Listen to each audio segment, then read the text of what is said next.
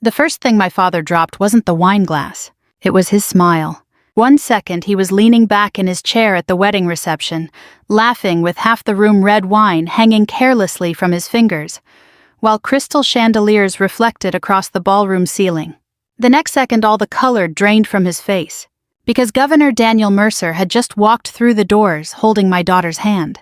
And everybody in Ohio recognized Daniel Mercer. Decorated Marine, 3-term governor, national television interviews, the kind of man veterans saluted instinctively and politicians feared privately. The music near the dance floor faltered awkwardly as heads turned across the ballroom. Then Mercer looked directly at me. "There you are, Captain Hayes," he said warmly. Lucy was looking for her mother. My father's wine glass slipped from his hand and exploded against the marble floor. The sound cracked through the ballroom like a gunshot. Nobody laughed after that. Not one person. My little girl Lucy tightened her grip on the governor's hand before running toward me in tiny white shoes and flower girl ribbons. "Mommy?" I caught her against my chest while the entire wedding reception stared at us in dead silence. Then Governor Mercer walked straight toward our family table. And my father, Richard Hayes, the loudest man in most rooms, his entire life suddenly looked like he forgot how to breathe. 3 hours earlier, before everything fell apart, I almost didn't attend the wedding at all. I should have trusted that instinct. The ceremony took place at a country club outside Columbus, one of those expensive places built beside rolling golf greens, where wealthy people hold events to remind each other they've done well in life. My younger sister Claire loved places like that. Claire always belonged naturally in polished rooms. Beautiful hair. Perfect posture. The kind of smile photographers adore. At 34, she was marrying a corporate attorney from Cincinnati, whose family donated money to political campaigns, and spoke casually about European vacations like everybody lived that way. Meanwhile, I arrived alone carrying an overnight bag, a tired little girl, and 20 years of family disappointment. I'm 39 years old. Army veteran. Divorced. Single mother. Retired after medical evacuation service left me with enough knee damage and insomnia to make civilian life feel permanently strange. To my father, those things translated into one simple conclusion. Failure. Not dramatic failure. Worse. Embarrassing failure. The kind polite families discuss quietly after church. When I first entered the ballroom that afternoon, Dad barely looked up from his conversation with Claire's future father-in-law. "Well," he muttered, "you made it." I kissed Mom's cheek hello. "You look nice," she whispered quickly, like kindness needed permission in that room. Claire hugged me carefully without wrinkling her dress. "You didn't bring Lucy into the ceremony, right? She's with the childcare room downstairs until reception." Claire visibly relaxed. My sister wasn't cruel exactly, just deeply invested in appearances. That mattered in our family. Always had. Dad spent 40 years building a successful construction company in Dayton. He valued image the way some men value religion. Nice suits, clean reputation, social connections, and children who reflected well on him publicly. Claire fit perfectly into that vision. I never did. Even as a kid, I was quieter than the rest of them. More comfortable beside Grandpa Walter in his garage listening to old Vietnam stories than attending country club dinners with Dad's business friends. After 9/11, while Claire planned sorority rush events at Ohio State, I enlisted in the Army. Dad reacted like I'd announced plans to disappear into a circus. "You're too smart for military life," he snapped back then. "That's where people go when they run out of better options." Grandpa Walter nearly punched him for saying it. I still remember that kitchen silence afterward. Old veterans understand certain insults differently than civilians do. But Dad never apologized.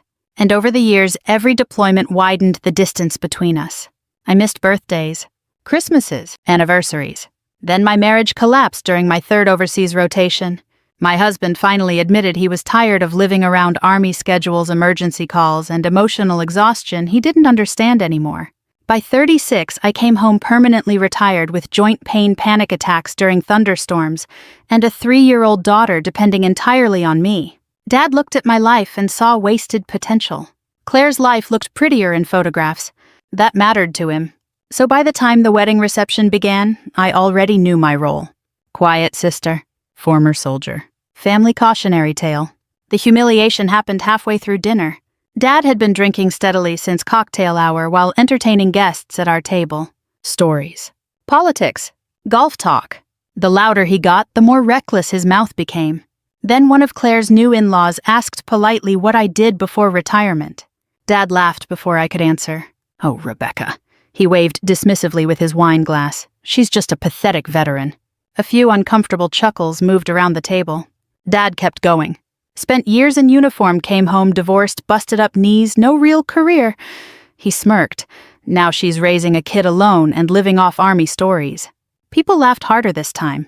Not cruel laughter, exactly. Worse. Social laughter. The kind people use when they don't want dinner becoming uncomfortable. I felt my face burn hot instantly. But army training teaches emotional control better than most therapy programs. So I sat there quietly, folding my napkin smaller and smaller beneath the table, while my father publicly dismantled my life in front of strangers. Mom stared at her plate. Claire pretended not to hear it. And suddenly I was 23 again, standing in airport terminals alone after deployments, wondering why coming home always felt lonelier than leaving. Then everything changed. The ballroom doors opened. At first nobody reacted. Then whispers started. "Oh my God. Is that Governor Mercer?" People turned in waves. Even the band stopped playing. And through those massive ballroom doors walked Daniel Mercer himself, wearing a dark overcoat, holding my daughter Lucy gently by the hand. The governor scanned the room once before spotting me immediately. Then he smiled. Not political smiling. Real recognition. Real warmth. And he walked directly toward our table. Lucy pointed excitedly. "There's Mommy." Governor Mercer stopped beside me while stunned silence swallowed the room whole. "There you are, Captain Hayes," he said calmly. "Your daughter was worried when she couldn't find you." Nobody at that table moved. Nobody breathed. Dad's shattered wine glass glittered across the marble floor beside his chair. Then Governor Mercer looked around slowly at the wedding guests, still staring in disbelief. And finally he asked the question that changed my family forever. "Mind if I sit with the people who raised America's bravest rescue officer?" Nobody answered Governor Mercer immediately. The ballroom had gone so quiet I could hear silverware clinking somewhere near the kitchen doors. My father still stood frozen beside the shattered wine glass, while half the wedding guests stared between him and me like they'd accidentally walked into the wrong story. Then Governor Mercer smiled politely toward the nearest waiter. "Careful there," he said, nodding toward the broken crystal on the floor. "Wouldn't want anybody getting hurt." Only then did people begin moving again. The spell cracked. Soft whispers spread through the ballroom. "Oh my Lord. That's actually him. How does he know Rebecca?" My daughter Lucy climbed into my lap while I tried to steady my breathing. Because here's the truth, nobody tells you about humiliation. Sometimes the pain doesn't hit hardest when strangers mock you. Sometimes it hits hardest when the people who are supposed to protect you stay silent while it happens. Mom still couldn't look directly at me. Claire looked furious not at Dad but at the attention shifting away from her wedding. And my father, he suddenly seemed desperate to rewrite the last 5 minutes of his life. "Well, Governor Mercer," he stammered awkwardly, forcing a laugh, "what an honor this is." Mercer nodded politely but didn't take the bait. "I'm here for Captain Hayes." That sentence landed like another dropped glass. Captain Hayes, not Rebecca. Not Becca, not your daughter. The governor of Ohio had just identified me by military rank in front of everyone who spent years treating my service like an embarrassing phase. Dad pulled out a chair immediately. "Please sit down." Mercer thanked him and took the seat directly beside me while Lucy rested her head sleepily against my shoulder. He looked toward her warmly. "You found your mother after all." Lucy nodded seriously. "I got lost." Mercer smiled. "Happens to the best of us." Then he glanced toward me. "You okay?" Simple question. Quiet question. But it nearly broke me right there at the reception table because he asked it like somebody who genuinely cared about the answer. I gave a small nod. "I'm fine." Mercer studied my face for a second longer like he knew better. Then he turned calmly toward the rest of the table. "I apologize for arriving uninvited," he said. But when I heard Captain Hayes planned to leave quietly before the reception ended, I decided to interfere. Nobody knew how to respond to that. Claire finally forced a smile. "Well, we're honored you came, Governor." Mercer nodded courteously. "Beautiful wedding." But his attention kept drifting back toward me and Lucy. That didn't go unnoticed. One of Claire's new in-laws leaned forward carefully. "How exactly do you know Rebecca?" The entire table went still again. Dad tried smiling through visible panic. "Oh, I'm sure it's just some army connection." "It's not," Mercer interrupted gently. That shut my father up immediately. Mercer folded his hands together on the table. 3 years ago, eastern Kentucky experienced catastrophic flooding after record rainfall. He looked around the table slowly. Entire towns were underwater within hours. Several guests nodded vaguely, remembering news coverage. My daughter and grandson were trapped inside a community hospital evacuation zone. I felt my stomach tighten already, because I knew where this story was heading. Mercer continued calmly. Roads collapsed. Emergency crews couldn't reach the building safely. He paused. Most people there believed they were going to die. Nobody in the ballroom seemed interested in wedding cake anymore. Then Mercer looked directly at me. Captain Hayes coordinated the evacuation operation. The room went silent. Not socially silent, emotionally silent. The kind where people suddenly realize they may have misunderstood someone completely. Dad blinked rapidly. "You never told us about that." I answered quietly without looking at him. "You never asked," Mercer continued. "She led rescue extractions for nearly 19 straight hours." His voice remained calm but carried unmistakable respect. Floodwater reached second-story windows before the final helicopter cleared the roof. Claire stared at me in open confusion now. Mom covered her mouth slowly with one hand. And Dad looked like somebody had physically struck him. Mercer leaned back slightly. "My grandson survived because your daughter refused to abandon that hospital." Nobody spoke. The reception hall suddenly felt too warm, too bright, too exposed. One of the wedding guests whispered softly, "Oh my God." Dad cleared his throat awkwardly. "Rebecca, why wouldn't you tell the family something like that?" I finally looked at him directly. And for the first time in years, I answered honestly. "Because every time I talked about military work, you treated it like I was bragging." That hit harder than anger ever could have.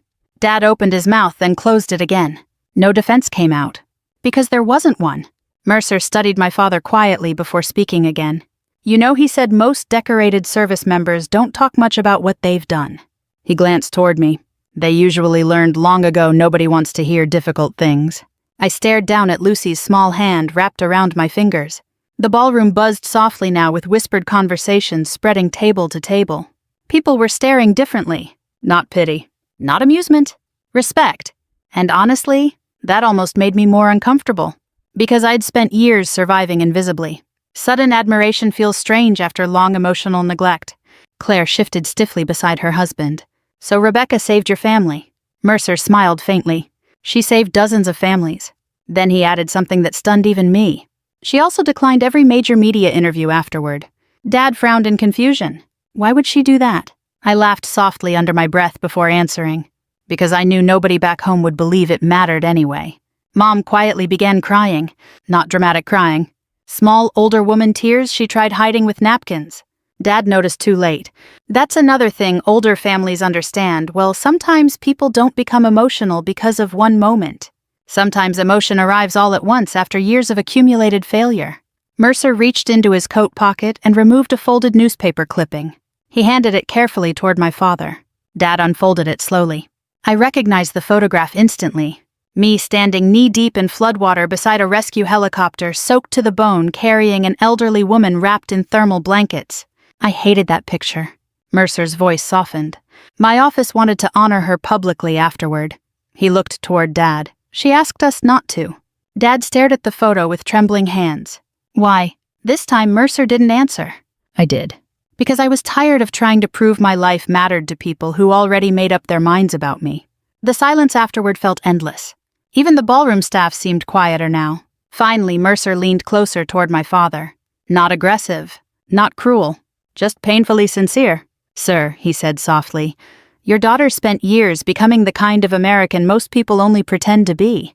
Dad's eyes filled instantly, and sitting there watching the strongest man I knew suddenly look small in front of the entire wedding reception, I realized something unexpected. For the first time in my life, my father wasn't embarrassed of me. He was embarrassed of himself. The reception never truly recovered after that. People tried. The band started playing again 20 minutes later, soft jazz drifting awkwardly through the ballroom, while waiters resumed carrying trays of champagne and tiny crab cakes. But the mood had changed completely. Before Governor Mercer arrived, I was the embarrassing veteran sister tucked quietly beside the family centerpiece. Afterward, people kept approaching our table with careful smiles and curious eyes. "Thank you for your service." I had no idea. My son was Army too. That's how Americans over a certain age talk when shame and admiration mix together. quietly, respectfully, like they're trying to fix something without admitting it directly. I smiled politely through most of it, while Lucy eventually fell asleep curled against my shoulder. Governor Mercer stayed nearly an hour, long enough to completely dismantle the version of me my family had spent years constructing.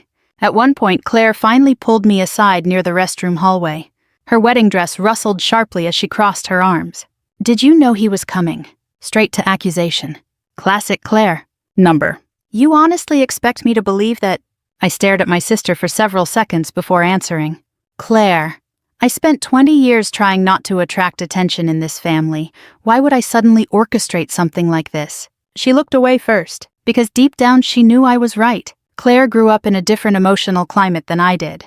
Dad praised her constantly. Her piano recitals, cheerleading trophies, beauty pageants when she was younger. Everything Claire did became family conversation. Everything I did became background noise. And over time, favoritism becomes invisible to the people benefiting from it. Claire softened slightly. "Well, tonight was supposed to be about my wedding." There it was. The real fear, not embarrassment. Competition. I sighed quietly. I never wanted this to happen here. She studied me carefully then, and for the first time in years, I think my sister actually saw how tired I looked. Not physically tired, soul tired. The kind veterans carry after too many years surviving emotionally disconnected lives. Claire lowered her voice. "Did things overseas really get that bad?" I almost laughed at the question. Not because it was cruel, because civilians never know how to ask about war. They ask carefully like pain might explode if handled incorrectly. Sometimes they're right. I leaned against the hallway wall while soft wedding music echoed from the ballroom. "There are things you don't come back from completely," I answered honestly. Claire swallowed hard. Then she surprised me. "I used to think Dad was hardest on you because you were stronger." I looked at her sharply. "What?" She stared toward the ballroom doors. "He expected me to need protecting." Her voice softened. "But he expected you to survive everything." That sentence followed me the rest of the night, because it felt painfully true. Back at the reception table, Governor Mercer was speaking quietly with my mother. Mom looked overwhelmed. Not by politics, by guilt. Years of it. When she saw me approaching, she stood immediately. "Rebecca, can we talk tomorrow before you leave?" There was desperation in her voice now. Fear, too. Like she suddenly realized how much of my life happened outside the boundaries of family attention. I nodded gently. "Okay." Mom touched my arm softly. "You really saved people during that flood?" I almost smiled sadly. "Mom, I spent 15 years evacuating wounded soldiers and civilians." Her eyes filled again. I don't know why I never asked more questions.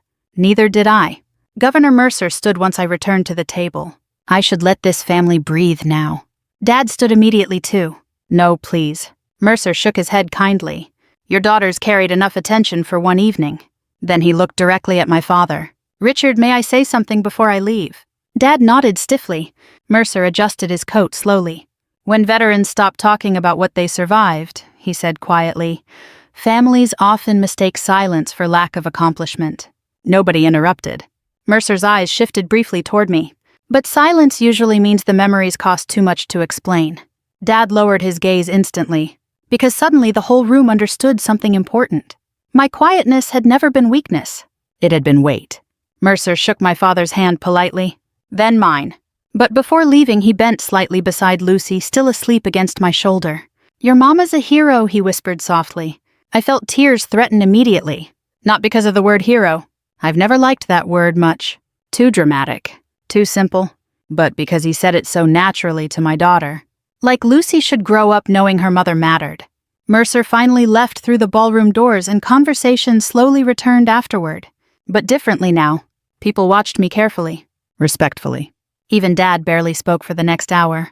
The loud, confident contractor everybody admired had vanished somewhere between the shattered wine glass and the flood rescue story. By 10:30, guests began leaving. Claire and her husband departed through sparklers and applause, while I slipped quietly toward the coat room carrying Lucy wrapped in a blanket. I almost made it outside unnoticed. Then Dad's voice stopped me. "Rebecca." I turned slowly. He stood alone near the lobby fireplace, looking older than I'd ever seen him. Not physically. Emotionally. Like somebody had forced him to rewatch 30 years of parenting in a single evening. Snow fell softly beyond the glass entrance doors behind him. For a moment neither of us spoke. Then Dad rubbed one hand over his face and exhaled shakily. I didn't know.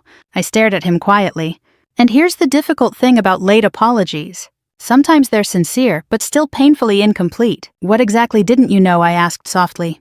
Dad looked stunned by the question, like he genuinely never considered how broad the damage might be. Finally he answered, that your life turned out? He struggled for words. Important. Important. Not meaningful. Not honorable. Important. I almost smiled from exhaustion. My life was always important, I answered quietly. You just valued different things. That hit him hard. Hard enough his eyes reddened immediately. I thought I pushed you because I wanted you stronger. I shifted Lucy higher against my shoulder. No, Dad. My voice stayed calm. You pushed me because you thought I embarrassed you. The silence afterward stretched painfully long. And for the first time in my entire life, my father didn't argue back. Because somewhere deep down he finally understood it was true. I barely slept that night. Lucy and I stayed at a small Hampton Inn 20 minutes outside Columbus, the kind built beside highways where the heating system hums constantly, and every room smells faintly like old coffee and carpet cleaner. Lucy slept peacefully across the other bed, surrounded by stuffed animals and wedding candy she'd smuggled into my overnight bag. Children recover from emotional tension faster than adults. At 3 years old, she thought the wedding had been exciting. Pretty dresses, cake, music, a nice man helping her find mommy. She had no idea she accidentally detonated 30 years of family denial simply by holding Governor Mercer's hand. Around 4 in the morning, I gave up trying to sleep and sat beside the window watching snow fall across the empty parking lot. That's the thing about military life. Even after retirement, your body never fully forgets vigilance. You learn how to sleep lightly, how to listen constantly, how to live prepared for interruption. War changes ordinary silence forever, and civilian families rarely understand that. By sunrise, my knees already ached from weather pressure rolling through Ohio. Old Army injuries always predict snow better than meteorologists. Lucy woke cheerful around 7:30 asking for waffles. Children also don't understand emotional collapse. Thank God for that. While she watched cartoons and drowned waffles and syrup downstairs at the hotel breakfast area, my phone buzzed twice. One missed call from Mom. One text from Dad. Can we talk before you leave town? No apology. No explanation. Just those 8 words. I stared at the screen a long time before answering. Finally, I texted, we can meet after lunch. Almost immediately, Dad replied, thank you. That bothered me more than anger would have. Because my father never thanked me for emotional space before. Back when I was younger, conversations happened on his terms. His timing. His comfort level. But humiliation changes people. Especially public humiliation. By noon, snow covered most of Columbus in gray winter slush. I drove Lucy to a small diner outside Dayton that Grandpa Walter used to love when I was a kid. Maple Street Grill. Red vinyl booths. Bad coffee. Waitresses who still called everyone hon.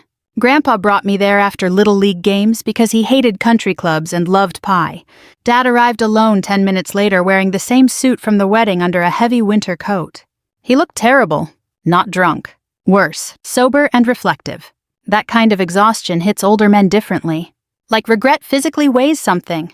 Lucy waved happily when she saw him. Grandpa? Dad's entire face softened instantly. He hugged her carefully before sitting across from me. For a few minutes, conversation stayed safely focused on Lucy. School. Cartoons. Chocolate milk. Then the waitress took our orders, and silence settled over the booth. Dad folded his hands together slowly. I owe you an apology. There it was. The sentence I imagined hearing most of my adult life, and somehow it still didn't feel satisfying. Because older wounds don't disappear the moment somebody acknowledges them. I embarrassed you publicly, Dad continued quietly, and I was wrong. I nodded once. Yes. He flinched slightly at how quickly I answered. Probably because part of him still hoped I'd soften things for his comfort. That used to be my role in this family. Emotional shock absorber. Not anymore. Dad stared out the diner window for several seconds before speaking again. When Governor Mercer started talking last night, he shook his head slowly. I realized I don't actually know what your life's been. I stirred cream into my coffee quietly. You knew the parts you wanted to know. That landed hard. Dad sighed heavily. You really think I cared that little? I looked at him carefully then. And for the first time in years, I decided complete honesty mattered more than peacekeeping. Yes, I answered softly, I do. The diner noise faded around us. Coffee cups clinking. Country music playing low near the kitchen. Snowplows groaning somewhere outside. Dad rubbed his jaw slowly. I thought giving you space meant respecting your independence. No, I said calmly. You gave Claire attention. You gave me distance. He looked down immediately because he knew exactly what I meant. Claire received encouragement, involvement, pride, emotional investment. I received assumptions, criticism, and silence mistaken for toughness. Dad swallowed hard. I honestly believed you didn't need much from us. That nearly made me laugh. Not because it was funny, because it's one of the saddest parenting mistakes in America. The quiet child becomes invisible simply because they aren't demanding attention loudly enough. I needed exactly what Claire needed, I said softly. You just decided she deserved it more. Dad's eyes reddened instantly. Before he could answer, Lucy suddenly interrupted from beside me. Mommy cries in her sleep sometimes. The world stopped. Dad looked at her sharply. Lucy kept coloring on her kid's menu innocently. She says names too. Lucy looked up thoughtfully. Sometimes she says, "Don't leave him there." My chest tightened painfully. Combat memories. Nightmares. Things I worked very hard to hide from my daughter. Dad stared at me in stunned silence. You still have nightmares?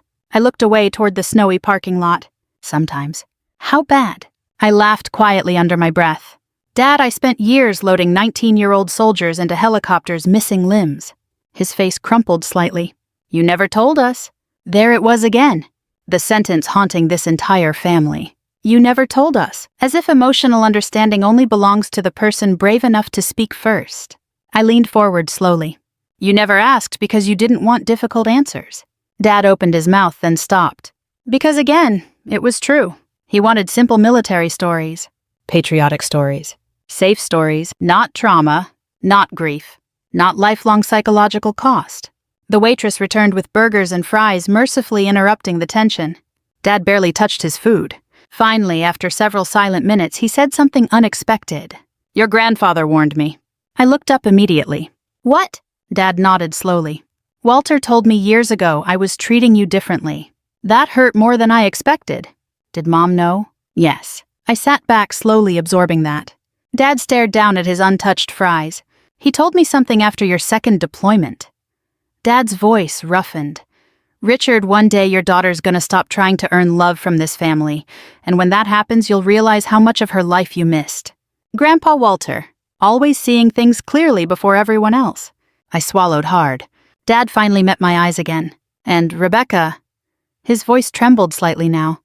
I think that day finally came last night. After lunch, Dad followed me outside into the diner parking lot, while Lucy stayed inside choosing candy from the old machine near the register. Snow crunched beneath our shoes, cold wind rolled across the empty road, and for a moment we stood there beside my SUV like two strangers trying to figure out whether rebuilding something broken was even possible at our age. Dad shoved both hands into his coat pockets. When's the last time you were happy? The question caught me off guard. Not because it was complicated, because my father had never asked me anything emotional before. I stared across the snow-covered fields beyond the highway. I don't know.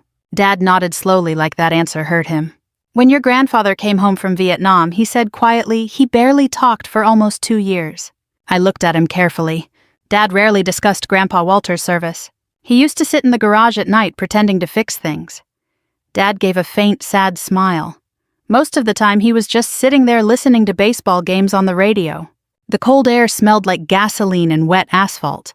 He ever talked to you about the war, I asked. Dad shook his head. Not really. Then he added softly, but your grandmother said he screamed in his sleep sometimes. That didn't surprise me. Trauma travels through generations more quietly than people realize, especially in military families. Dad exhaled slowly. I think maybe I spent my whole life trying not to become him. What do you mean? He came home sad. Dad's eyes stayed fixed on the road, and I decided early that sadness made men weak. That explained almost everything. Why emotional conversations disappeared in our house. Why praise always sounded uncomfortable coming from him. Why vulnerability immediately turned into criticism. Dad spent 40 years treating softness like danger, and somewhere along the way I became collateral damage. He rubbed snow from the hood of my SUV absently. When you joined the army, I was terrified. I blinked in surprise. You were angry. I was both. He looked at me directly now.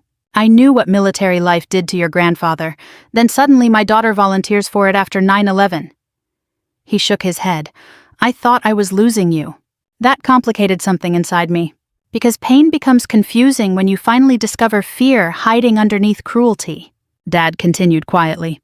But every time you came home you looked— He searched for the word, older. I almost laughed softly. War ages people unevenly. Not always physically, emotionally. You come home carrying images civilians never had to make room for inside their heads. Dead teenagers. Mothers screaming inside evacuation zones. Friends pretending they're fine while slowly collapsing psychologically. You learn how fragile ordinary life really is. And after enough years, regular conversations start feeling strangely small. Dad leaned against the SUV door. I didn't know how to talk to you anymore.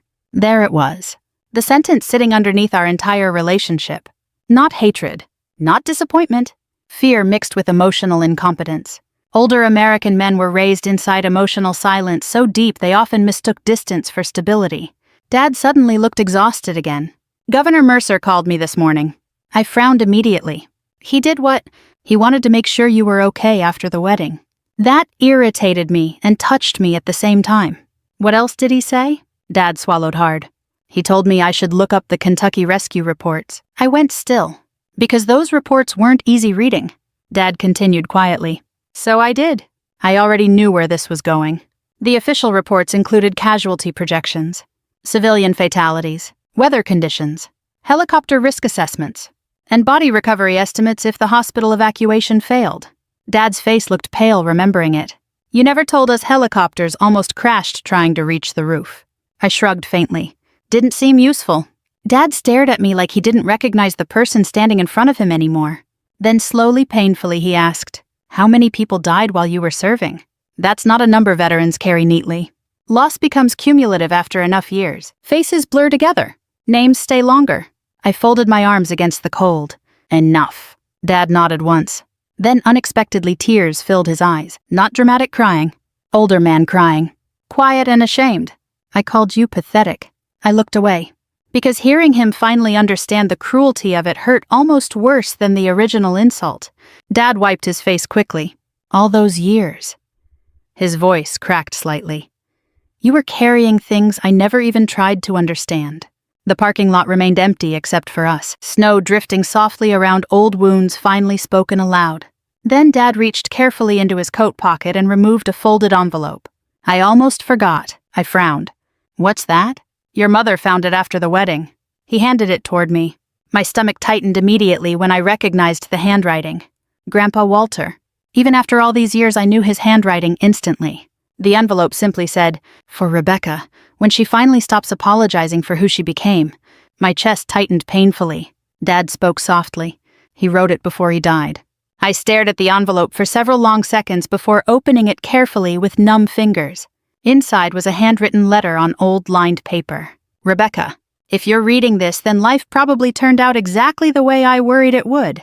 Your father loves hard work appearances and respectability because those things helped him survive his own fears. But fear has a way of turning people emotionally blind, especially men. I already felt tears building. Dad looked away respectfully while I kept reading. You and I were built differently. Some people survive difficult things and become harder. Some survive difficult things and become deeper. Don't let anybody convince you the second kind is weakness. I swallowed hard. The snow around us suddenly blurred. Walter continued. One day your father will realize strength isn't loudness, criticism, or control. Real strength is tenderness that survives disappointment. And Becca, if the world ever makes you feel small for serving others, quietly remember this. The people who carry the heaviest things rarely brag about it. By then, my hands were trembling. At the bottom of the page, Grandpa had written one final sentence. I was proud of you long before anybody important learned your name. Dad stared at me carefully after I finished. And standing there in that freezing Ohio parking lot holding my grandfather's final words, I realized something heartbreaking. The only person who truly understood me had been preparing me for this family my entire life. I didn't leave Ohio after the wedding. That surprised everybody. Honestly, it surprised me too. For years, my coping strategy had been simple leave before disappointment settles in too deeply. Leave the family gathering. Leave the awkward conversation. Leave before emotional neglect hardens into humiliation. Military life makes leaving easy. You learn how to detach quickly because attachment becomes dangerous when deployments keep tearing life apart every few years. But Grandpa Walter's letter stayed in my coat pocket like unfinished business. And for the first time in a very long while, my father seemed genuinely afraid of losing me completely.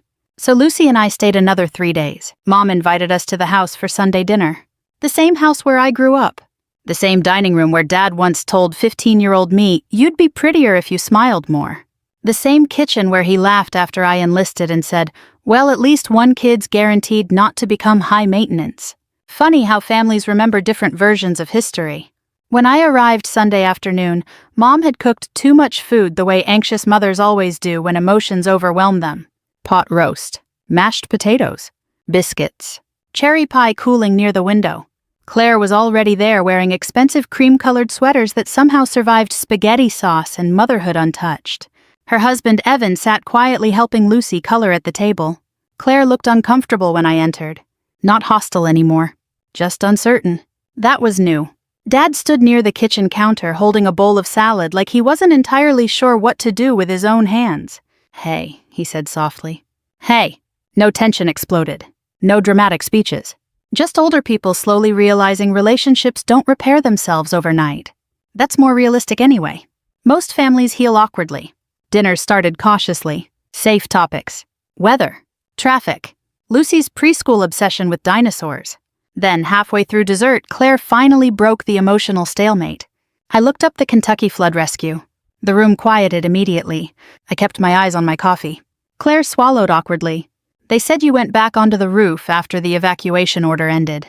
Dad stared at me sharply. "You never told me that part." "There wasn't much to tell." Claire frowned.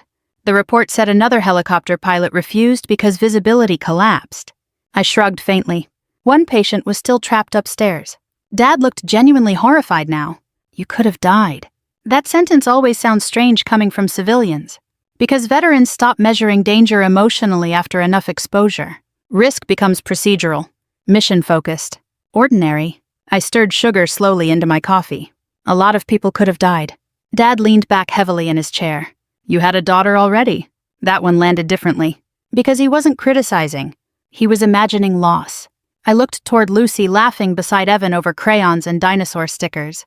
"Yes," I answered quietly. "That's why I went back." Nobody spoke after that. Sometimes civilians assume courage comes from fearlessness. Usually it comes from responsibility instead. Claire stared at me carefully. "I don't understand how you carried all this without talking about it." I almost smiled sadly. "You grew up in the same house I did." That shut the table quiet again. Dad rubbed his forehead slowly. Then, unexpectedly, Claire spoke again. "You know what's weird? She looked embarrassed admitting it. I used to be jealous of you." I blinked. "What?" Claire laughed softly without humor. "You got freedom I never had." I honestly didn't know how to process that sentence. Claire continued carefully. "Dad expected me to stay polished all the time." She looked down at her coffee. Perfect daughter, perfect wife, perfect social life. Mom shifted uncomfortably because she knew it was true. Claire sighed. "You were allowed to leave." That hit harder than I expected. Because all my life I thought Claire received all the love while I inherited all the distance. But favoritism damages children differently depending on which role they're assigned. Golden children become trapped too. Dad suddenly looked exhausted again. "I failed both of you in different ways." Nobody argued. Because healing starts when people stop defending themselves against obvious truth. Then the doorbell rang. Dad frowned. "Who's that?" Mom stood carefully, probably Harold. A strange warmth moved through me instantly. Harold Bennett had served with Grandpa Walter in Vietnam. He was 81 now and still wore old flannel jackets that smelled faintly like motor oil and pipe tobacco. When Mom opened the door, Harold stepped inside carrying a cardboard box under one arm. "Well," he grumbled warmly, spotting me, "there's my favorite soldier." I hugged him harder than expected.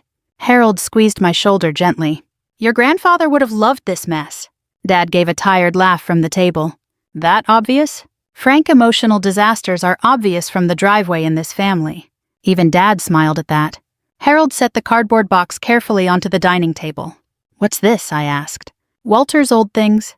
I frowned in surprise. I thought Grandma threw most of it away. "She kept more than you think." Harold looked toward Dad briefly. "Told me to give this to Rebecca when the timing finally made sense." Inside the box were faded military photographs, service medals, handwritten journals, old newspaper clippings, and cassette tapes labeled with dates from the 70s. I carefully picked up one folded clipping. My throat tightened immediately. It was a newspaper article about my promotion to captain 15 years earlier. Dad stared at it in shock. "You kept that." Harold chuckled softly. "Walter bought 6 copies. I suddenly couldn't breathe quite right, because nobody in my family even attended that promotion ceremony. I'd stood alone afterward, eating dry sheet cake beside officers who received congratulatory hugs from proud parents and spouses. Meanwhile, Grandpa Walter secretly bought 6 newspaper copies. Harold reached into the box again. Then he handed Dad something carefully. Another clipping. This one from my retirement ceremony. Dad unfolded it slowly, and I watched his face collapse. Because taped neatly inside was one of Grandpa Walter's handwritten notes. "Frank, if you cannot see honor in your daughter's life, the problem is not her life." Nobody moved. Dad stared at the note like it physically wounded him. Harold sat quietly at the table. "Walter worried about Rebecca," he said softly. "Not because she was weak, because she spent too many years trying to earn love from people who should have given it freely." Dad covered his mouth with one trembling hand. And for the first time in my life, I saw my father cry without trying to hide it immediately. 2 weeks later, Governor Mercer invited me to the Ohio Veterans Leadership Ceremony in Columbus. I almost declined. Old habits. Veterans like me learn to avoid attention whenever possible. Recognition feels dangerous after enough years spent surviving quietly. But Harold convinced me to go. "Your grandfather spent his whole life watching good people disappear into silence," he told me over the phone. "Don't make his mistake, too."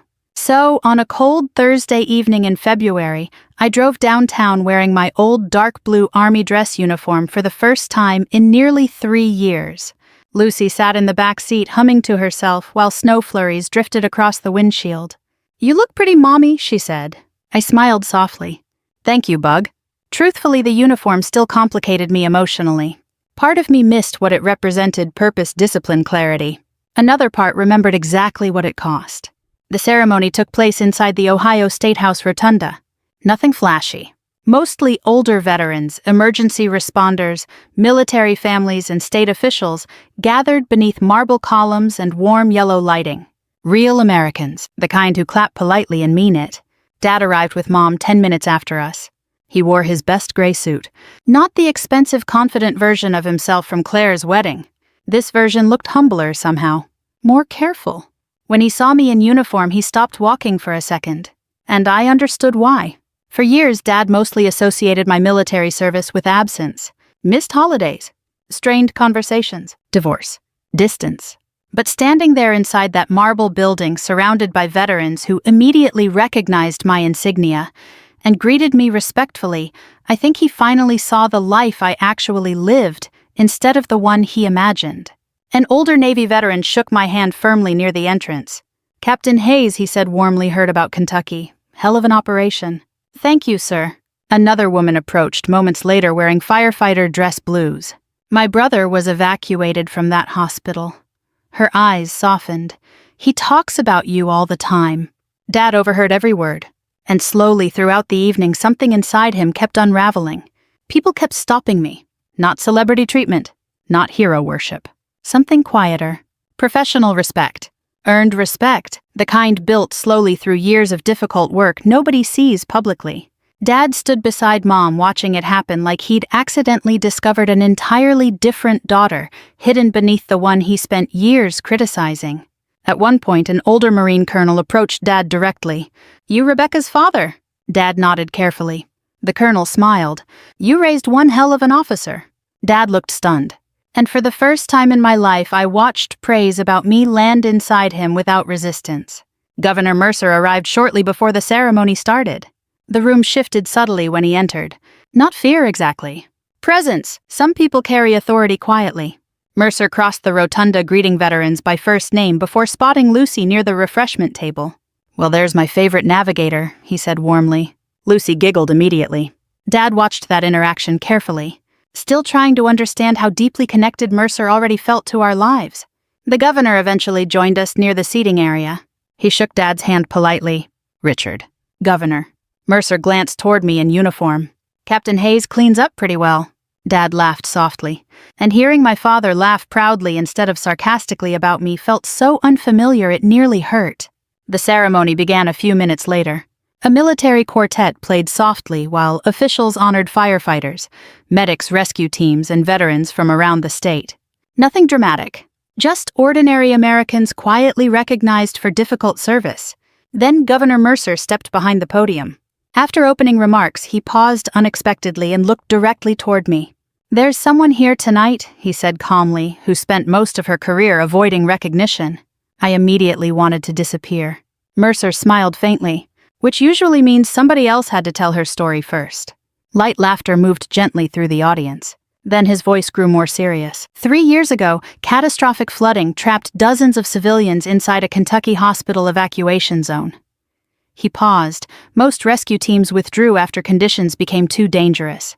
The room quieted completely.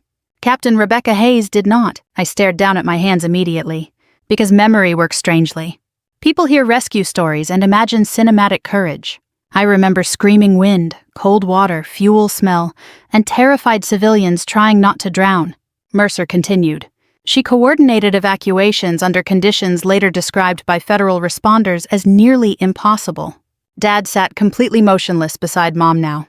Mercer looked around the rotunda slowly.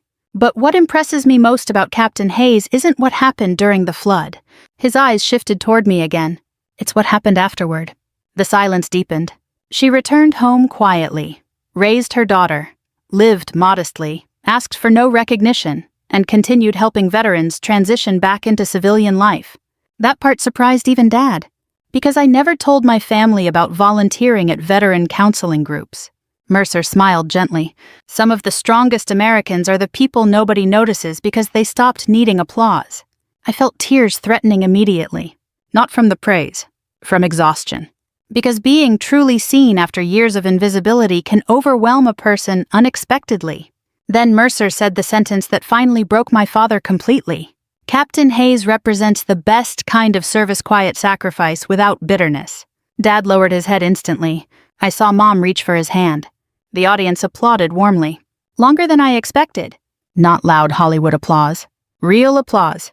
Older people recognizing something meaningful.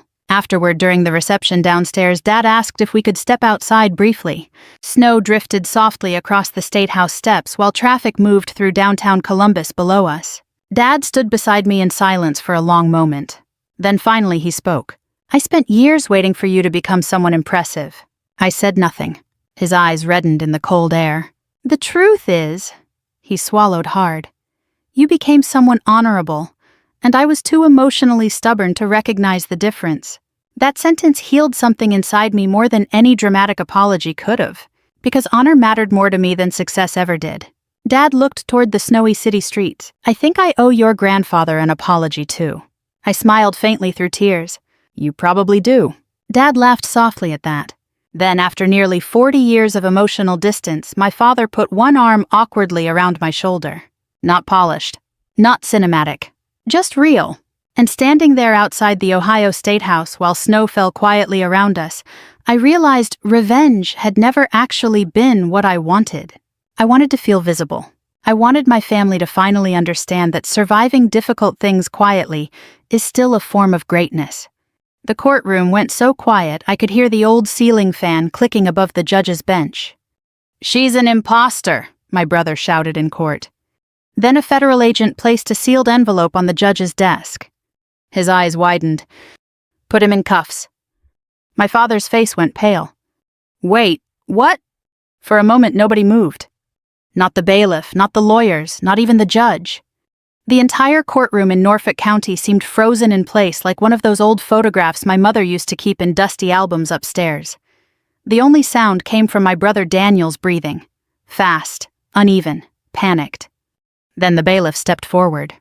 "Sir, stand up and place your hands behind your back." Daniel blinked like he hadn't heard correctly. "What? No, this is insane. She's the liar. She's the one." "Now, sir."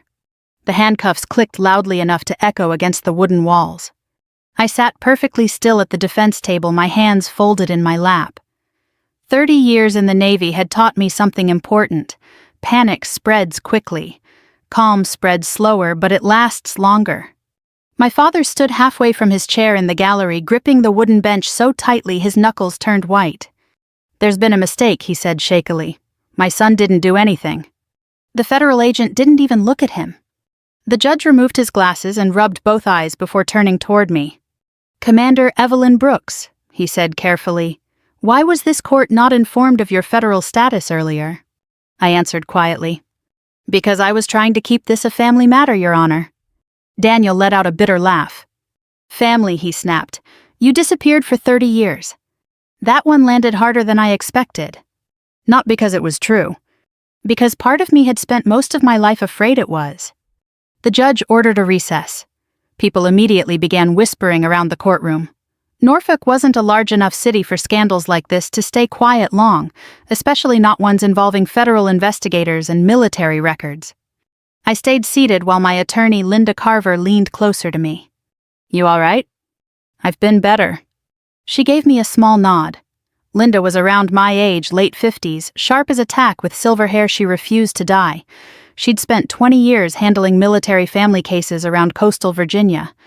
"You understand this changes everything now," she said. "I know. You still want to keep the financial records sealed from the press." I looked over toward my father. Frank Brooks, 79 years old, Korean War veteran's son, worked 42 years at the shipyard before retirement. Proud man, hard man. And at that moment he looked smaller than I'd ever seen him. "Yes," I told her softly, "no matter what Daniel did, he's still my father's son." Linda studied me for a second like she was trying to understand something. Then she sighed. "You Navy people are built different." I almost smiled at that. Almost. Across the room, Daniel was arguing loudly with the federal marshals, while another man in a dark suit opened a thick file folder. The sealed envelope sat on the judge's bench like a live grenade. That envelope had changed everything in less than 60 seconds. And the strange thing was, I never wanted it opened in the first place. 3 months earlier, if someone had told me I'd be sitting in a Virginia courtroom while my own brother got arrested for fraud connected to my Navy records, I would have laughed in their face. Back then, my biggest concern had been retirement. I'd retired from the Navy the previous fall after 30 years of service. Commander Evelyn Brooks, logistics and operations support, nothing glamorous, no movie-worthy stories, mostly long deployments, paperwork, classified transport coordination, and years spent helping younger sailors survive careers that could swallow whole marriages and families. I rented a modest condo near Chesapeake Bay after retirement. Quiet place, good fishing nearby, older neighbors who minded their business. For the first time in decades, life had slowed down. Then my mother died. That phone call came on a rainy Tuesday morning. Daniel called me from Norfolk General Hospital. "You better come now," he said flatly, "if you even care." No hello. No warning. Just that. I remember staring out my kitchen window at the rain running down the glass while my coffee turned cold beside me. When did it happen? About an hour ago. I closed my eyes. What about Dad? He's devastated. There was accusation tucked inside every word he spoke. There always had been. "I'll be there tonight," I said. "You should have come sooner." Then he hung up. That was Daniel. My younger brother had a gift for making every conversation feel like a trial. By the time I arrived at my parents' house the next evening, casseroles already lined the kitchen counters. Church friends filled the living room, speaking in hushed voices, while old country music played softly from the radio. My father barely looked at me when I walked in. "You made it," he said. "Not good to see you." "Not your mother missed you." Just that. You made it. I hugged him anyway. His body felt fragile beneath his flannel shirt. Daniel stood near the dining room holding court like he owned the place. He shook hands, accepted condolences, told stories about helping Mom through her final weeks. If you listened long enough, you'd think he'd carried the whole family alone. And maybe in some ways he believed he had. "Evelyn." I turned and saw my Aunt Ruth pulling me into a hug. "You look tired, sweetheart." I drove straight through.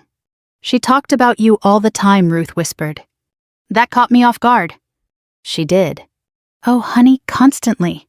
Before I could answer, Daniel walked over holding 2 cups of coffee. "1 cream, no sugar," he said, handing me one. I stared at it for a second. He remembered. After all these years, he still remembered how I took my coffee. "Thanks," I said quietly. For one brief moment, standing there in my parents' kitchen with rain tapping against the windows and mourners speaking softly nearby, I thought maybe grief had changed us. Maybe losing Mom had finally stripped away decades of resentment. Maybe we could still become a family before it was too late. I had no idea then that my brother had already stolen nearly everything my mother left behind. And I certainly had no idea the federal government was about to enter our lives. When people ask me today whether favoritism can destroy a family, I tell them this. It rarely destroys a family all at once. It happens slowly, quietly, like rust underneath an old truck. By the time you finally see the damage, the whole frame is already cracked underneath. That was my family. And looking back now, I think my mother spent most of her life trying to hold together two men who never truly understood each other, my father and my brother. I was simply the person standing between them. I grew up in Norfolk, Virginia, back when the shipyards still ruled everything. My father, Frank Brooks, worked maintenance at Norfolk Naval Shipyard 6 days a week. He believed in hard work, country music, black coffee, and keeping your feelings to yourself. He also believed boys mattered more. Not cruelly, not openly. Men of his generation rarely said things outright. It showed up in smaller ways. Daniel got praised for effort. I got criticized for results. If Daniel brought home a C in math, Dad slapped him on the back and said, "Well, at least you tried." If I brought home an A-, he'd ask why it wasn't an A. That was simply the weather system inside our house. You stopped questioning it after a while. My mother, Lorraine, tried her best to balance things. She'd sneak encouragement into ordinary moments while washing dishes or folding laundry. "You're steady," she used to tell me. "People trust steady." At the time, I didn't understand how valuable those words would become.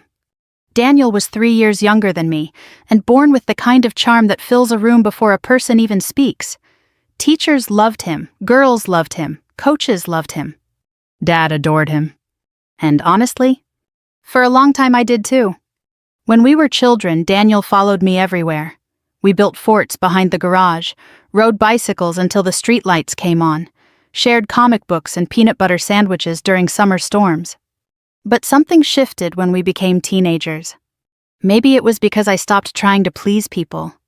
Or maybe Daniel noticed before I did that our father measured worth differently between sons and daughters. Either way, the distance started growing early. I remember one particular night during my senior year of high school. Dad had come home exhausted from work. His back hurt constantly by then, though he never admitted it. Daniel had just made varsity baseball. The whole dinner table revolved around him. Mom cooked pot roast, Dad talked baseball statistics. Daniel laughed and replayed every moment from practice. I mostly listened. Then Dad looked over at me. So he said, cutting into his meat, "You finally decide what college you're applying to." I set down my fork. "I'm not going to college." The room went quiet. Mom looked up first.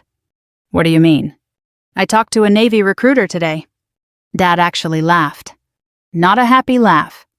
The kind adults use when they think someone said something foolish. "The Navy." "Yes, sir." "For what secretarial work?" I swallowed hard. "No, sir, logistics operations." Daniel smirked. "You get seasick riding ferries." I was 12. Dad leaned back in his chair slowly. "You're serious about this?"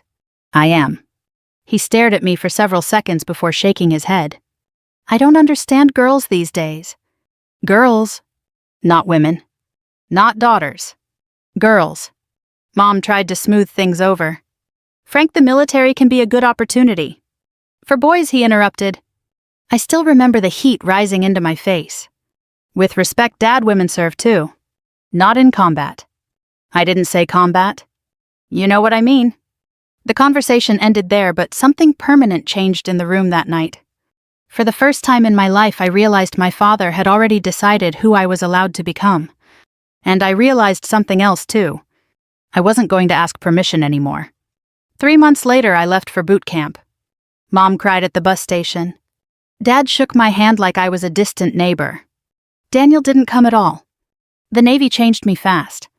Not because it made me tougher, because it made me quieter.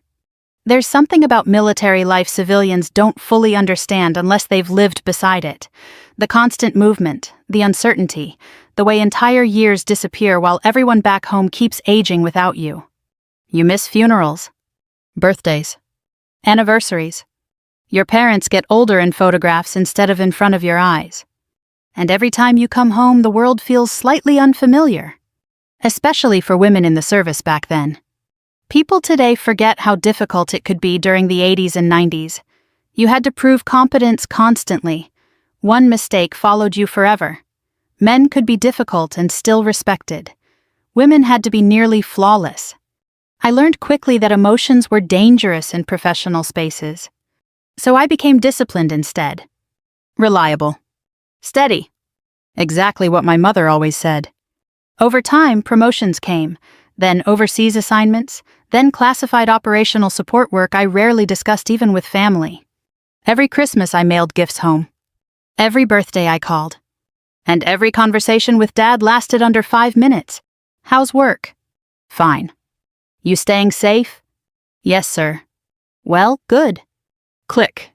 Meanwhile, Daniel stayed in Norfolk. He bounced between jobs for years: auto sales, roofing a failed landscaping business. But somehow Dad always described him as finding his footing. By his 40s, Daniel had become the kind of man who always needed rescuing financially, while somehow remaining everyone else's favorite. And my mother kept rescuing him. Car payments. Rent. Credit cards. Little emergencies that never seemed to end. I helped too, though, quietly. When Dad's arthritis surgeries got expensive, I wired money. When Mom needed home repairs, I paid anonymously through a contractor friend. I never told them. Not because I wanted credit. Because I already knew who would receive it. Daniel. Your brother's been helping us so much lately, Mom would say warmly on the phone. And I would simply answer, I'm glad. That became my role in the family. The distant daughter. The dependable wallet. The woman nobody fully understood. Then came the phone call about Mom's stroke. And for the first time in decades, I came home planning to stay longer than a weekend. I truly believed grief might heal us. Instead, grief exposed everything that had been rotting underneath for years. Especially my brother. My mother's funeral took place on a gray Saturday morning, under low coastal clouds that threatened rain but never quite delivered it. That felt appropriate somehow. Everything in our family had always hovered on the edge of something heavier. The church sat only 15 minutes from the naval shipyard where my father had spent most of his adult life. Red brick, white steeple, narrow stained glass windows that turned sunlight blue and gold across the pews. I arrived early wearing a simple black dress and my old pearl earrings, the ones Mom gave me before my first overseas deployment. You should have something beautiful when you travel, she'd said. I touched those earrings 3 times before entering the church. Old habit. Navy life teaches you rituals for calming nerves. Inside, Daniel already stood near the front greeting people like a politician during campaign season.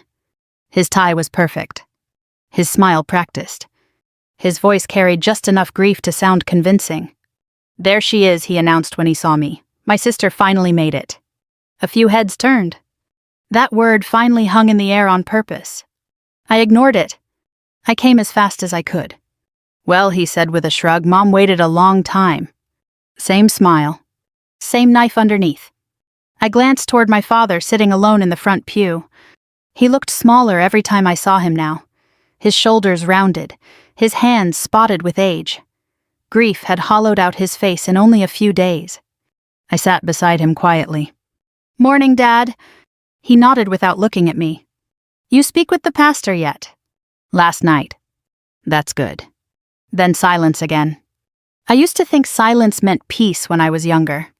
Now I understood silence could also mean exhaustion. The service itself was beautiful. Simple, honest, exactly what my mother would have wanted. Pastor Green spoke about kindness, patience, and quiet service to others.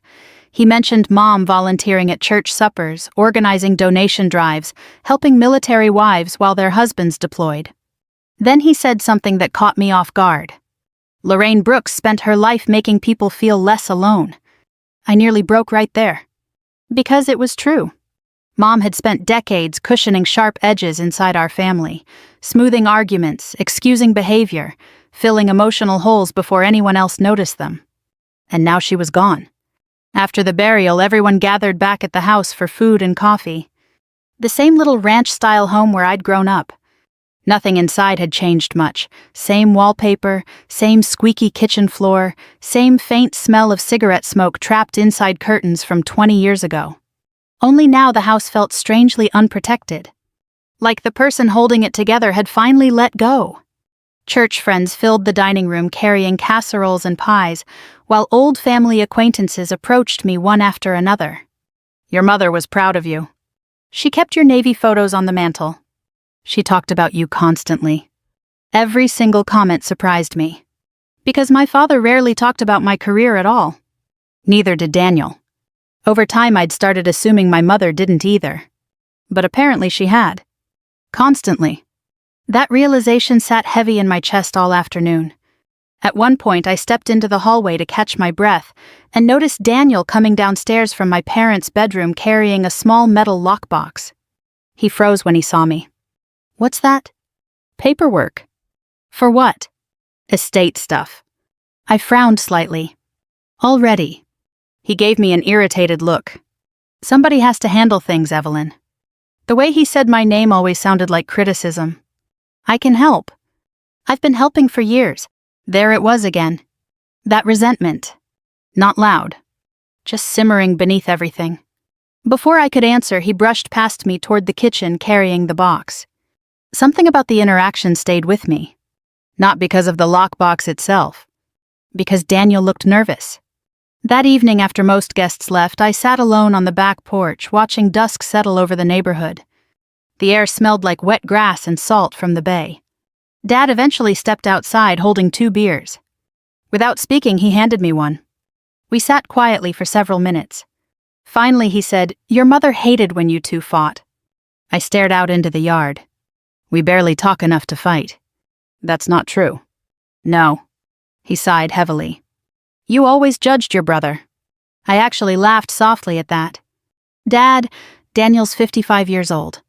So somebody should have expected responsibility from him by now. Dad's expression hardened immediately. He stayed. There it was. The real issue. Not money. Not arguments. Not old resentment. I left.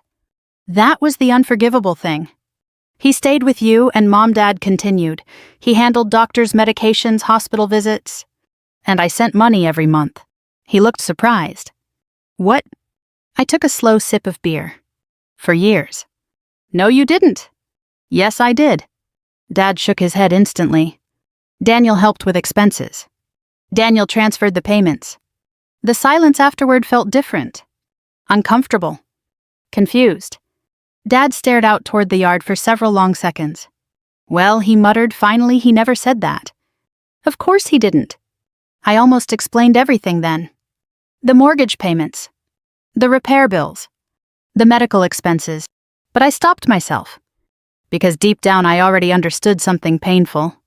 Dad didn't really want the truth. He wanted the version of the family that made him comfortable. And Daniel had spent years building exactly that version for him. The next morning I woke early and started helping clean the house. While organizing kitchen paperwork, I noticed several overdue notices tucked beneath a pile of magazines. Electric bills. Insurance warnings. Past due pharmacy balances. That made no sense. I knew how much money I'd been sending. Later that afternoon, while Dad napped in his recliner, I quietly asked Mom's longtime friend Gloria if things had been difficult financially.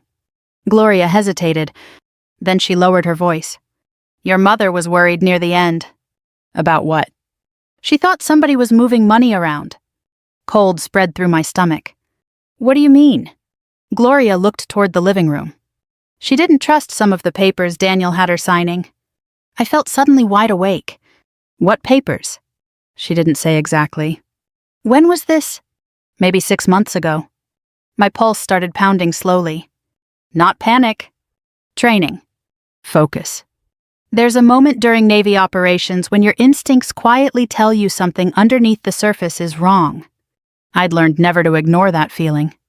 That night after Dad went to bed, I searched through the kitchen file cabinet looking for insurance documents. Instead, I found missing bank statements, withdrawal slips, property transfer paperwork, and one signature that made my blood run cold.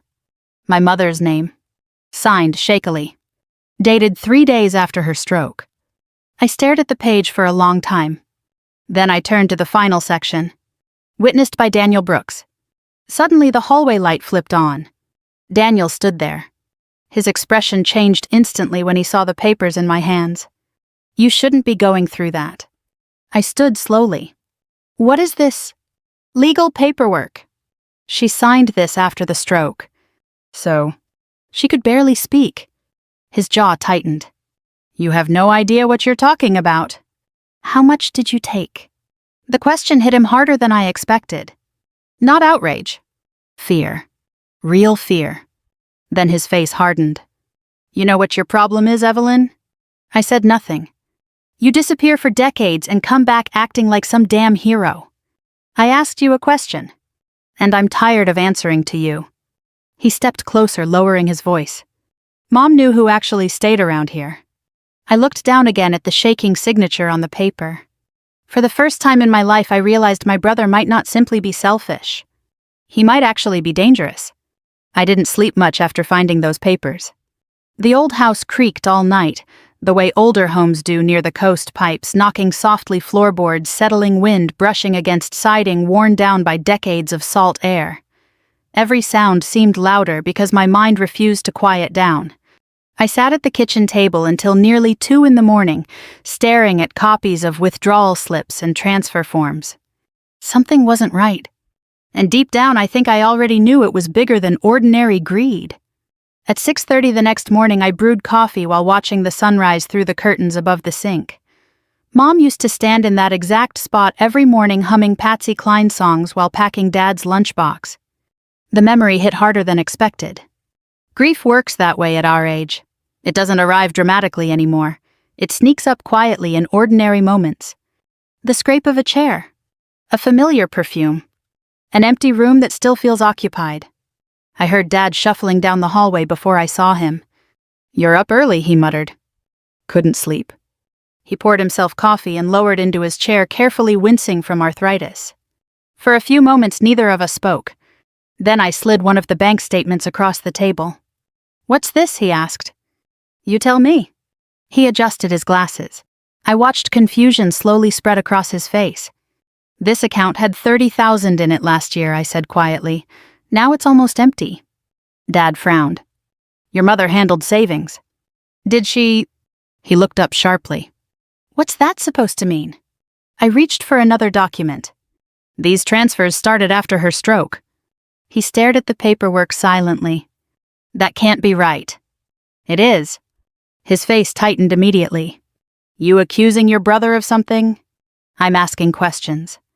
"You've been home 3 days." "And in 3 days I found missing money." Dad pushed the papers away angrily. "You always think the worst of him." That sentence settled over the kitchen like old smoke. "Always." "Not sometimes." "Always." I leaned back slowly. "Dad, when was the last time you actually reviewed your accounts yourself?" His silence answered for him. That scared me more than the missing money. Older parents trust familiarity, especially fathers like mine. Men raised believing family loyalty mattered more than paperwork. Daniel understood that. And if I was right, he'd been exploiting it for years. Around noon, I drove to the bank branch listed on the statements. The manager, a woman named Cynthia Harper, recognized my last name immediately. "Oh, your mother was lovely," she said warmly. "I'm very sorry for your loss." "Thank you." I explained that I was helping organize estate paperwork and needed clarification on several recent transfers. The second she reviewed the account activity, her expression changed slightly.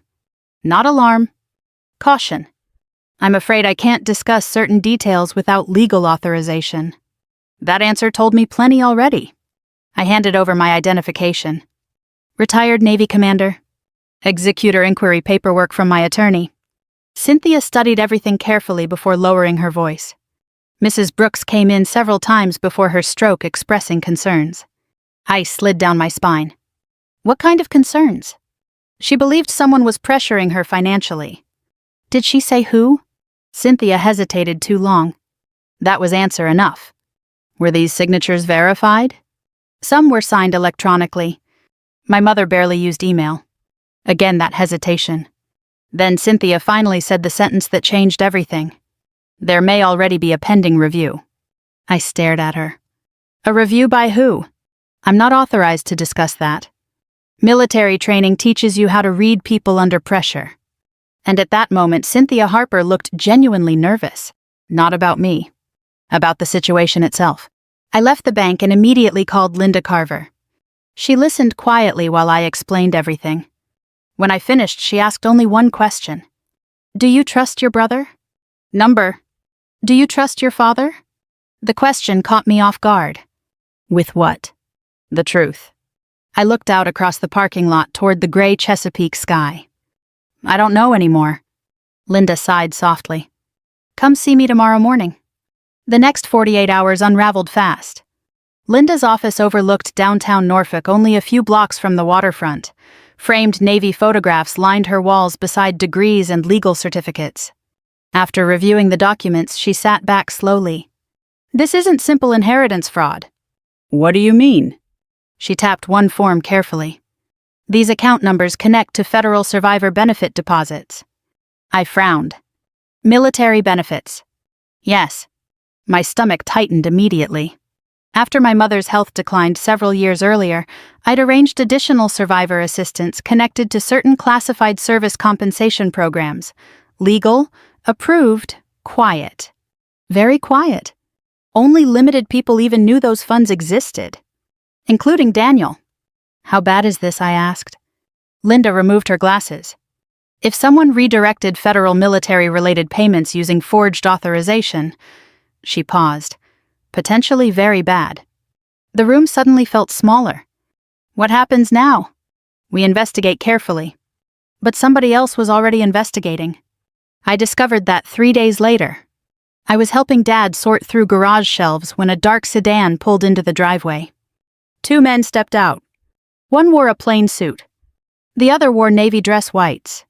Dad stiffened immediately. Who the hell is that?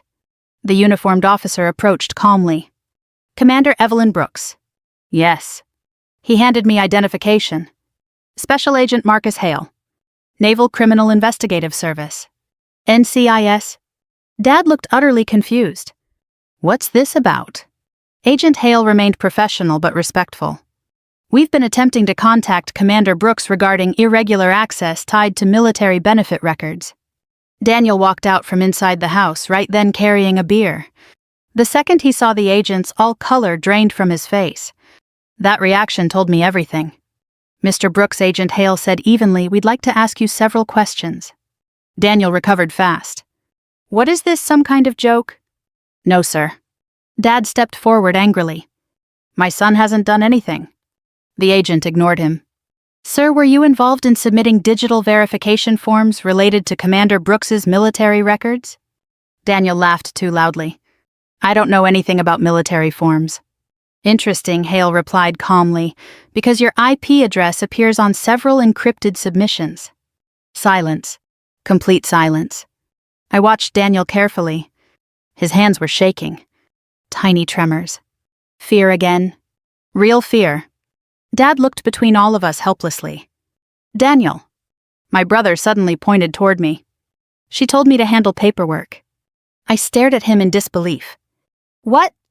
You were never here. Somebody had to take care of things. Agent Hale's expression hardened slightly. Sir, falsifying federal military documentation carries significant criminal penalties. Dad finally exploded. This is ridiculous. He's her brother. The older agent beside Hale finally spoke for the first time. Sir, he said quietly, family fraud is one of the most common financial crimes against elderly Americans. That sentence hit my father like a slap. Because suddenly this wasn't just about us anymore. It was something uglier. More common. More real. Daniel looked trapped now. Cornered animals either collapse or attack. My brother chose attack. 2 days later, he filed formal accusations against me in county court, claiming I manipulated our mother financially using classified military influence. Linda read the complaint twice before muttering, "Well, your brother just made the worst mistake of his life." Because once Daniel dragged federal military records into open court, the Navy stopped treating this like a private family dispute. And somewhere behind closed doors, somebody prepared a sealed envelope with my name on it. By the morning of the hearing, the rain had finally arrived. A cold April rain. The kind that turns Norfolk streets silver before sunrise and makes old people complain about their knees over diner coffee. I stood alone beside the courthouse window watching water slide down the glass while adjusting the cuffs of my navy blue blazer. Not uniform, just civilian clothes. I hadn't worn dress whites in almost 8 months. Retirement still felt strange on my shoulders. "You look calm," Linda said beside me. "I'm trying." "You succeeding?" "Not really." She smiled faintly. "Good, nervous people stay sharp." The courthouse itself was old Virginia brick and polished wood built sometime back in the 1940s. You could smell old paper in the hallways, old money, old arguments. The kind of place where generations of families brought their worst moments. Divorces, custody fights, probate disputes. And now us. I spotted Dad sitting near the far end of the hallway with Daniel. Neither had noticed me yet. My father looked exhausted. He wore the same brown suit from Mom's funeral hanging looser on him now. Daniel sat beside him talking rapidly, leaning forward, performing confidence. Even from across the hallway I recognized the act. He was scared. Dad finally looked up and saw me. For a brief second something softened in his face. Then Daniel noticed me too. The softness disappeared immediately. Daniel stood first. Well, he called loudly enough for nearby people to hear "Look who finally showed up." Linda muttered under her breath. "Charming." I walked toward them calmly. "Morning, Dad." He nodded stiffly. Daniel folded his arms. "You really brought lawyers into this. You filed the lawsuit. You forced me to." There it was again. Nothing was ever Daniel's fault. Not the missing funds, not the forged records, not the lies. Everything simply happened to him. Dad cleared his throat awkwardly.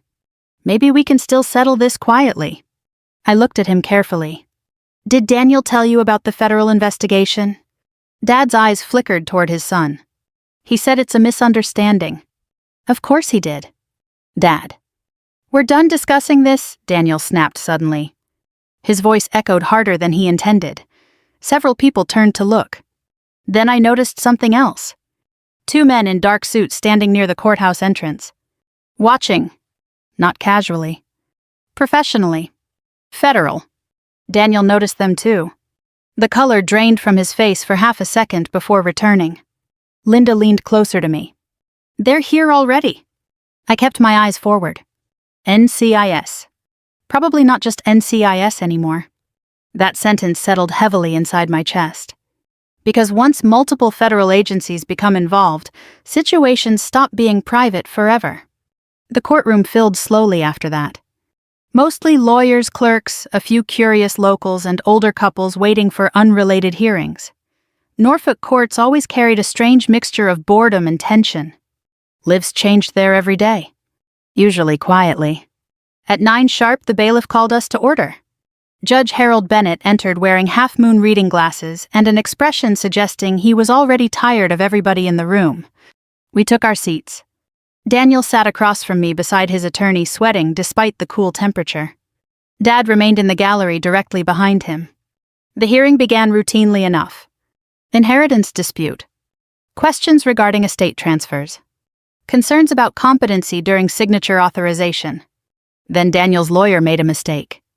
He tried turning the entire case toward my military record. "Your Honor," he announced confidently, "we believe the defendant has used exaggerated federal credentials to intimidate family members and influence estate matters." Linda immediately stood. Objection. But the judge waved for clarification. The attorney continued. "We are prepared to show inconsistencies regarding Commander Brooks's classified service claims." I closed my eyes briefly. There it was. The line Daniel should never have crossed. The judge looked toward me. Commander Brooks. Before I could answer, Daniel suddenly stood up himself. You want to know the truth? He snapped loudly. His own attorney looked alarmed. Mr. Brooks. She's a fraud, Daniel shouted, pointing directly at me. She disappears for years pretending she's some war hero while the rest of us take care of the family. Murmurs spread through the courtroom. Dad looked horrified. But Daniel kept going. She lies about classified work because nobody can verify it. She's been manipulating everybody for decades. I remained perfectly still. That seemed to anger him even more. She's an imposter. The word cracked across the courtroom. Then everything changed. The rear doors opened quietly. A man entered wearing a dark federal raincoat beside a woman in navy dress whites. Not ordinary service dress. Investigative command. The room immediately shifted. People sensed authority before a single word was spoken. The woman approached the bench carrying a large